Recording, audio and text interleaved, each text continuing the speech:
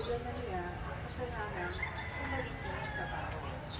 Ginawa ito ng Diyos upang ang Kristyan na kautusan ay matupad Ay, hindi, papadala. buhay.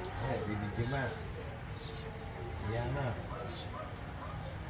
Ang mga namamahay ayon sa bilis ng laman ay walang pinapahalagahan kundi ang mga bagay na ukol sa laman. Ngunit ang mga namamahay ayon sa Espiritu ay nagpapahalaga sa mga bagay na espiritual.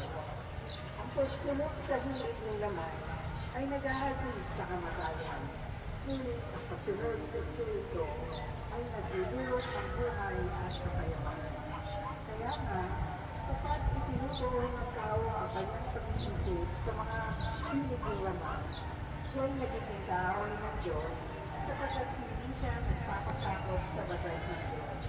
At sadyang hindi niya